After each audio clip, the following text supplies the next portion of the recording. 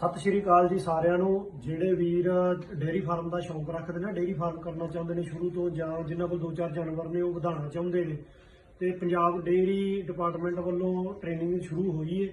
ਜੇ ਕੋਈ ਵੀਰ ਟ੍ਰੇਨਿੰਗ ਕਰਨਾ ਚਾਹੁੰਦਾ ਹੈ ਤੇ 2 ਹਫ਼ਤਿਆਂ ਦੀ ਟ੍ਰੇਨਿੰਗ ਹੈ। ਬਾਕੀ ਆਪਾਂ ਫੁੱਲ ਵੀਡੀਓ ਉਹਦੇ ਤੇ ਬਣਾ ਕੇ ਵੀ ਕੀ ਡਾਕੂਮੈਂਟ ਚਾਹੀਦੇ ਨੇ, ਕਿੰਨੀ ਉਮਰ ਚਾਹੀਦੀ, ਕਿੰਨਾ ਖਰਚਾ ਲੱਗੇਗਾ, ਉਹ ਆਪਾਂ ਸਾਰੀ ਵੀਡੀਓ ਬਣਾ ਕੇ ਆਪਣੇ YouTube ਚੈਨਲ ਤੇ ਪਾਤੀ ਹੈ।